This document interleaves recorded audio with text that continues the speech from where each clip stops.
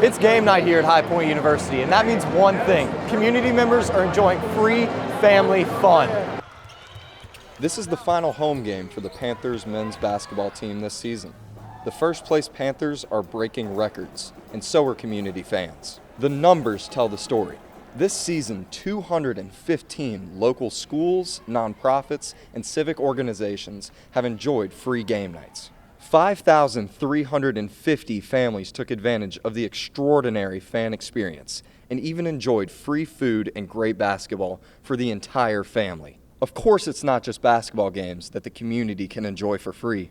Throughout the year, HPU provides a ton of complimentary events and activities to enjoy. Go High Point! From lecture series events like the former Prime Minister of United Kingdom, Boris Johnson, to Netflix co-founder Mark Randolph, to annual traditions like HPU's Veterans Day Breakfast and Celebration, the Community Christmas Drive, a 7-day event, and even ice skating, among dozens of other sporting events and activities.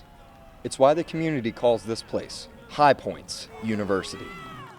Well, I absolutely love that it's such a family-friendly environment and that it's God-centered. It's such a blessing to be able to take my whole family and have dinner and just know that we're in a safe place. Family, bringing together the community, education. Last time we came here, this little one had Dippin' Dots and she loved it and went screaming, and she made it on the Megatron. We always have a good time here, and we love the halftime show as well. No one enjoys the sense of community family more than HPU President Nito Quabain.